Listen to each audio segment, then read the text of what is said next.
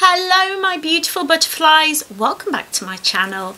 If you're new here, my name is Beverley and it's so lovely to see you today. In today's video we are going to be doing a little review of Words of the Witch, Writing and Speaking Your Magic by Ember Grant. So grab that cup of tea, let's get to it.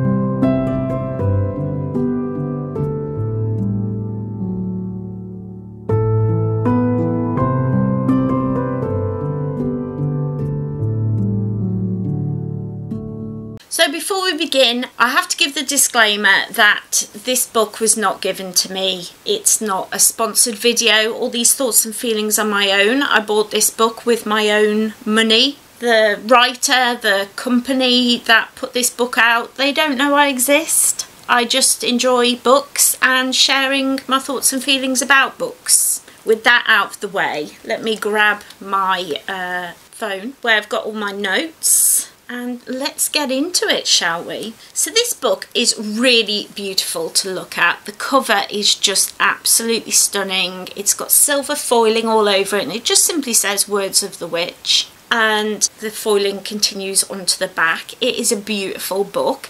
I kind of wish it was hardback. You know, it would look beautiful on a shelf in hardback, wouldn't it? Don't you think? Anyway, I really loved the cover. I thought it was absolutely beautiful. Book is beautifully written, of course. The author is like a professor of English language or English literature, I can't remember which one. And this is definitely a book for those of us who really enjoy the English language and how much you can play within the English language. I love being an English speaker. I love being English. I'm very proud of our language because our language can be used in so many ways. We have so many words to describe each thing that you can get so creative within your magical practice if you're just using words. And words are the most incredible, powerful thing that we have to work with. Language is incredible, and the way that we can share our spells and use spells with just one word, incredible. And I just found this book so inspiring. I did a lot of work with the English language when I did my A-levels. I loved the chapter about the history of magical books. I found it's so interesting about how many magical items and spells were used in early Christianity and how magical words were revered all through religions all around the world. And that's the thing that I think we can forget quite easily, is magic is something that is woven into our history. It's not something new. It's not something that hasn't been seen in every holy or religious text has something about magic in it, especially the Bible. The Bible is full of magic. I mean, just think about Joseph and his amazing Technicolor Dreamcoat, you know, and how he was divining through and seeing the future through dreams. That is witchcraft. And I think it's something that learning the history of that and how that can inspire us, amazing. What I loved was the techniques that were all through this book. Different ideas and ways to use words and change your wording in order to change your spells and make them mean different things. In chapter 1, let me find it, there was this incredible thing. It was just a very simple little text and it says, choose an event, deity or desired goal and practice writing an appropriate prayer, blessing, affirmation, spell, quarter calls, and invocation or evocation. So you're doing all of those different things for one spell. And I found that so inspiring. It opened my mind up so much to poetry, and I've spoken about how much poetry has meant to me in my magical practice, but it just really inspired me about how we can take one spell and do it in so many hundreds of ways without even using a herb or a crystal or a thing like a magical thing. You don't need any of those things. The English language, or any language actually, I say the English language because I'm English, but language can be used in such a wonderful way without the need of things. And that's what I absolutely love about magic, especially like sigil magic, is you can take just one word and you can turn it into something incredibly powerful. And that's what this book really reminded me of, just how powerful our words are and the thoughts that we have, the things that we use.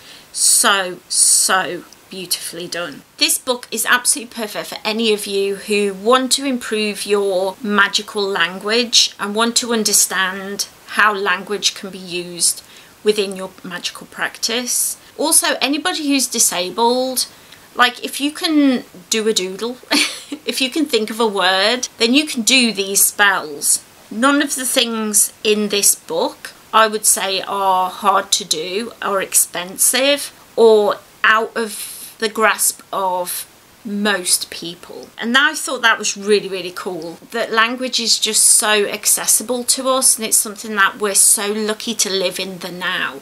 We have the internet, we have, you know, online thesauruses, and we can learn so many different things that will help us. Like you can learn another language online or on an app on your phone, and I just think we're so lucky now. We're so lucky. I will just say that they do reference chakras in this book, and I have said this many times, but the spiritual community for some reason has chosen chakras to be the name for the energy centers in the world. But all around the world there are different words and different names for these energy centers within the body. They are practiced all over the world in different religions, different cultures. Why we chose the Indian culture to take chakras from, why we picked that one out, I don't know. But can we just call them energy centers and just make it be like, can we stop taking from other cultures? Can we stop doing that, please? I think it's time we stopped holding on to that colonization of different religions and picking and choosing different things. Like, can we let go of the dream catchers? Can we let go of chakras and just start being a bit more respectful and give people back their religions and beliefs? This book is really important. This has gone into like my top 5 most important witchcraft books, because it reminds me of the importance of the words that we say to ourselves, to each other,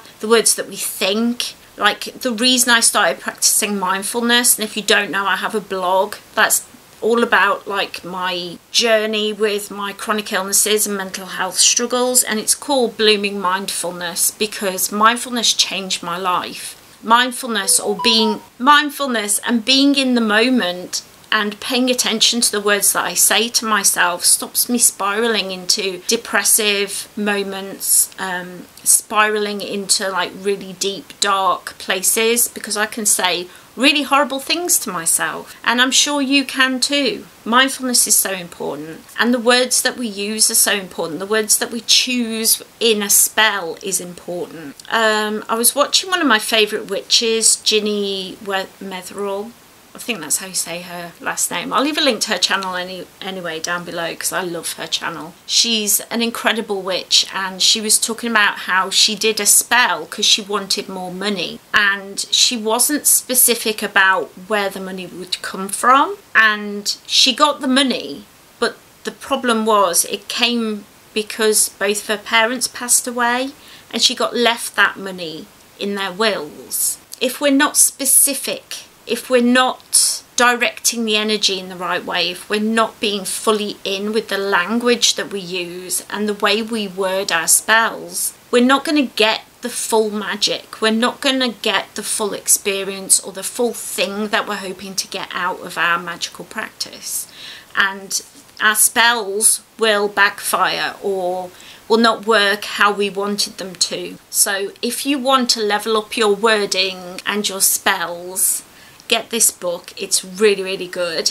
As always, I will leave links to the author and to more information about this book down below. But I loved this book. I did. I haven't finished it yet because I've been really savouring it. A lot of books I read, but I don't savour, and I really savoured this book. The last thing I want to talk about is the projects in this book that are so fun. They're things like drawing on your body, making, drawing in water, making oracle bones and drawing on glass, creating your own paper and your own ink, even making your own quill. All things that are really, really magical and really wonderful, and things that you might see come into the channel in future. Let me know if you'd like to see me attempt any of these projects here on the channel. I would love to give them a go.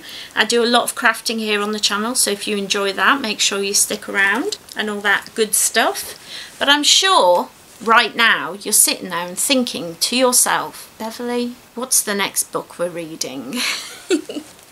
And I have it right here, and I'm so excited to read this book. It is called Chronically Magical. It's by Danielle Dione, and it's Navigating Chronic Illness with Witchcraft. I talk a lot about being a disabled witch here on the channel, and I'm starting to find books that are relevant to the disabled community, and I did a review of one not too long back, and because I bought that book I started getting other books recommended to me, because, you know, algorithms and stuff, and I'm so excited to read this book, so excited. So if you want to read along with me, again I will leave information down below for the author and for the book itself, so you can check it out, buy yourself a copy. It's really, really cool to see more chronic illness and disability witchcraft books in the space. So if you're a disabled witch too, check it out. I would love to see what you think of the book as well. And if you've already read Words of the Witch, let me know what you thought of it down below. Did you love it as much as me? I'm not sure anybody could. I'm such a word geek. I always have been, and so yeah, I really, really enjoyed it. If you enjoyed this video, don't forget to leave a like, comment and subscribe right down there. All these things are free, and they are so magical because they will let me know and the YouTubiverse know that you enjoyed the video, and it will share it out just that little bit more. Don't forget, my darlings, you are loved. Have a wonderful, wonderful, magical week, and I will see you in my next video. Bye!